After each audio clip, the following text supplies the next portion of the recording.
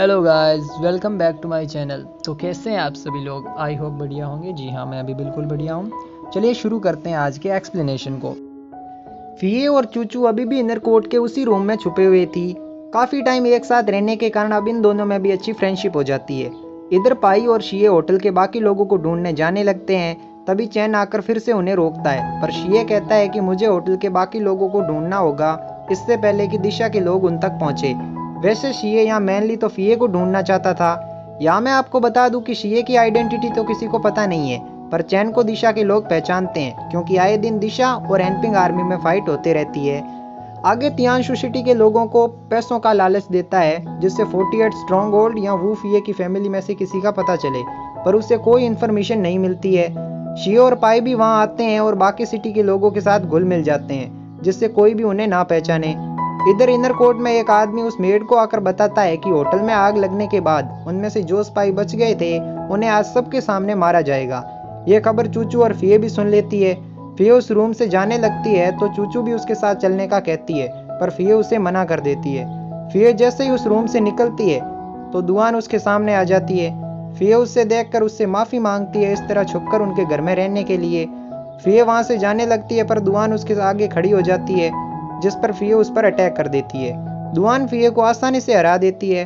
आगे फिये अपनी स्वॉर्ड से दुआन पर अटैक करती है, पर दुआन इस बार भी उसे हरा देती है। पर वो फिये से पोक्शु स्किल के बारे में पूछती है, जिस पर फिये कह देती है कि मुझे मेरी फैमिली ने ये स्किल सिखाई है। दुआन फिये से पूछती है कि लीजेंग से तुम्हारा क्या रिश्ता है, जिस पर फिये कहती है कि वो मेरे मैटरनल ग्रैंडफादर हैं। अब ये सुनकर तो दुआन की टोन ही बदल जाती है। वो फिये से कहती है कि मैं तुम्हारी मैटरनल ग्रैंड मदर हूँ।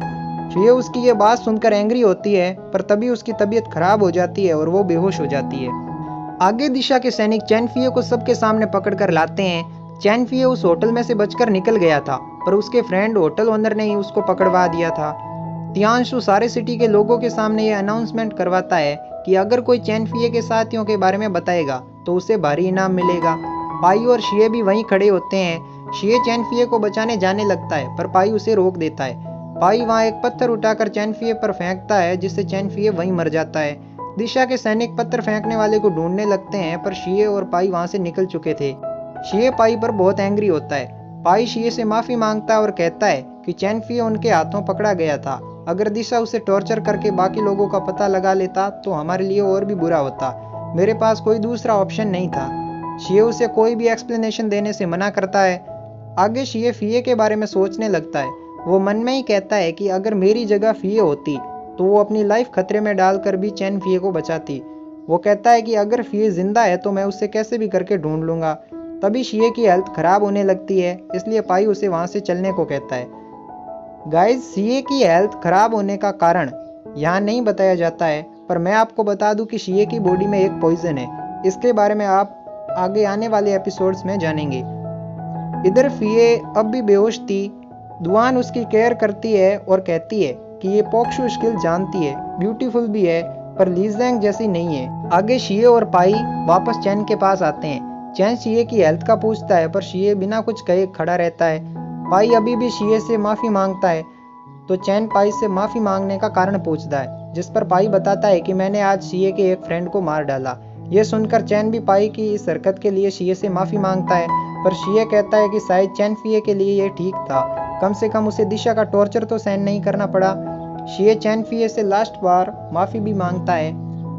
इधर फिये अब भी बेहोश थी, पर उसे अभी भी शिये के ही ड्रीम आ रहे थे। वो थोड़े टाइम बाद होश में आती है, जहाँ चूचू उसे बताती है कि वो काफी टाइम से बेहोश थी और दुआन उसकी केयर कर रही थी। आगे शिये उस स्वॉर्ड को देख रहा होता है जो उसने फिये के लिए खरीदी थी। वो कहता है कि फिये, मैं होप करता हूँ कि तुम जिंदा हो। तभी दिशा के सैनिक उस इलाके के सारे घरों की तलाशी करने लगते हैं। शिये समझ जाता है कि तियांशु यहाँ चैन को ढूंढ रहा है। वो चैन को छुपने को कहता है। पाई वहाँ एक स्टैचू पर हाथ रखता है, जिसके बाद वहाँ एक डोर ओपन हो जाता है। चैन उस सीक्रेट रूम में चला जाता है। फिये के पास वो मेड खाना लेकर आती है। वो फिये से कहती है कि दुआन का माइंड स्टेबल नहीं है, इसलिए उसकी बातों पर ज्यादा ध्यान मत देना। दुआन पिछले 10 सालों से ऐसी ही है। वो मेड फिये को दुआन का पूरा नाम भी बताती है, जिसके बाद फिये को याद आता है कि जिनरोग ने एक बार उससे कहा था कि वो 10 साल पहले दुआन से मिली थी, जो विदर पाम यूज करने में एक्सपर्ट थी। फिये को थोड़ा डाउट होता है कि क्या दुआन सच में विदर पाम यूज कर सकती है। इधर दिशा के सैनिक सीए के घर में चेकिंग करने के लिए आते हैं। उनके पास चैन का एक पोस्टर भी होता है। वो शिए और पाई दोनों से पूछताछ करके वहां से जाने लगते हैं, पर तभी चैन गलती से खांस लेता है, जिससे सुन सैनिक रुक जाते हैं। शिए भी खांसने लगता है, पर सैनिकों को उन पर डाउट हो चुका था। वो पूरे घर की तलाशी लेने लगते हैं। उनका चीफ उस स्टैचू पर हाथ रखने वाला ही होता है, जिससे सीक्रेट रूम का डोर ओपन होता है, पर तभी शिए फिर से खांसने लगता है। पाई सैनिकों से कहता है कि शिए को ट्यूबरकुलोसिस है, जिससे सैनिक वहां से डरकर चले जाते हैं। गाइस, अगर आप साइंस के स्टूडेंट हैं तो आपको पता होगा कि ट्यूबरकुलोसिस किसे कहते हैं। सैनिकों के जाने के बाद चैन उस रूम से बाहर आता है, जहां शिए उससे कहता है कि तियानजिन वू फिए की फैमिली को ढूंढ रहा है, पर तियानशु जानता है कि तुम यहाँ हो, इसलिए वो तुम्हें कैसे भी करके पकड़ना चाहता है, जिससे एनपिंग आर्मी अपने आप उसके कंट्रोल में आ जाए। और अब तो यू वेंजी भी दिशा के साथ मिल चुका है। आगे फिए उस मेड से पूछती है कि दुआन और ली ज़ेंग का क्या रिश्ता है, वो दोनों एक दूसरे को कैसे जानते हैं। तो वो मेड कहती है कि काफ़ी साल पहले मैं और दुआन एक बच्चे को बचाकर जा रहे थे, तभी दिशा के सैनिकों ने हम पर अटैक कर दिया। दुआन ज़्यादा टाइम तक उनका सामना नहीं कर पाती है, पर तभी ली ज़ेंग वहाँ आते हैं और उन सभी सैनिकों से हमारी रक्षा करते हैं। दुआन को ली ज़ेंग की फाइट करने का तरीका अच्छा लगता है। वो ली ज़ेंग के लिए फीलिंग्स रखने लगती है। एक दिन वो ली ज़ेंग को इस बारे में बता भी देती है, पर ली ज़ेंग उसे मना कर देता है। ली ज़ेंग ने कहा था कि उसकी डॉटर भी दुआन की उम्र की है। उसकी वाइफ काफ़ी टाइम पहले गुजर गई है, पर वो अभी भी अपनी वाइफ से ही प्यार करता है। दुआन को ली ज़ेंग का मना करना अच्छा नहीं लगता है और वो वहाँ से चली जाती है। अब स्टोरी प्रेजेंट में आती है, जहाँ दुआन फिए को अपने साथ फाइट करने को कहती है। इन दोनों में फाइट होने लगती है, पर दुआन विदर पाम की हेल्प से फिए को हरा देती है। वो फिए से कहती है कि तुम अभी पोक्शु स्किल में इतनी ट्रेन नहीं हो, पर जल्द ही बन जाओगी। जब हम विदर पाम सीख रहे थे तो हमारे फर्स्ट ईयर के टाइम हम में से आधे स्टूडेंट मारे गए थे, सेकेंड ईयर में भी कुछ स्टूडेंट मारे गए थे, और थर्ड ईयर में हम सिर्फ 5 स्टूडेंट ही बचे थे। दुआन फिए को बताती है कि विदर पाम एक ऐसी स्किल है जिसमें आप अपनी इंटरनल एनर्जी से फाइट करते हैं। वो फिए को विदर पाम सीखने का कहती है, पर फिए मना कर देती है। फिए दुआन को अपने साथ 48 स्ट्रॉन्ग होल्ड चलने को कहती है। इस पर दुआन को याद आता है कि वो भी एक बार ली ज़ेंग से मिलने 48 स्ट्रॉन्ग होल्ड गई थी, जहाँ जिनरोग उसे स्ट्रॉन्ग होल्ड में जाने से रोकती है, पर तभी वहाँ ली ज़ेंग आ जाते हैं, जिसे देख दुआन उससे फाइट करने लगती है। दुआन को लगा था कि अगर वो ली ज़ेंग को हरा दे तो शायद ली ज़ेंग उसकी फीलिंग्स को समझेगा, पर ली ज़ेंग दुआन को ही हरा देता है। दुआन वहाँ से चली जाती है, पर ली ज़ेंग एक ईयररिंग्स को देख रहा होता है जो दुआन की थी। आगे दुआन पर तियान कुआंग और तियान यिंग अटैक कर देते हैं। तियान यिंग दुआन पर भी एक पॉइजन वाली पिन मारती है और वहाँ से चली जाती है, जिसके बाद ली ज़ेंग दुआन को अपनी इंटरनल एनर्जी से ठीक करता है। ली ज़ेंग दुआन से अपनी लाइफ खतरे में ना डालने का कहता है, पर दुआन कहती है कि अगर तुम मुझसे प्यार नहीं करते हो तो तुम्हें मेरी केयर करने की कोई ज़रूरत नहीं है। इतना कहकर दुआन वहाँ से चली जाती है। ली ज़ेंग को अपनी बॉडी में पेन फील होता है। असल में ली ज़ेंग भी दुआन से प्यार करता है, पर वो उससे बताता नहीं है, क्योंकि अपनी इंटरनल एनर्जी यूज़ करने के बाद वो अभी कमज़ोर था और वो कभी भी मर सकता था। अब फ्लैशबैक खत्म होता है। अब दुआन फिए के साथ 48 स्ट्रॉन्ग होल्ड जाने से मना कर देती है। वो फिए में अपनी विदर एनर्जी डाल देती है, जिससे फिए नीचे गिर जाती है और बेहोश हो जाती है। दुआन चूचू से कहती है कि इस विदर एनर्जी से फिए यहाँ तो मर जाएगी, यहाँ उसकी इंटरनल एनर्जी इतनी बढ़ जाएगी कि वो सबसे स्ट्रॉन्ग हो जाए। आगे तियानशु का सैनिक आकर उसे कहता है कि चैन हमें यहाँ पर नहीं मिला है, पर हुओ लियान ताओ भी चैन का ऑर्डर मानने लगा है। इस पर तियानशु हुओ लियान ताओ को अपने साथ मिलाने का कहता है।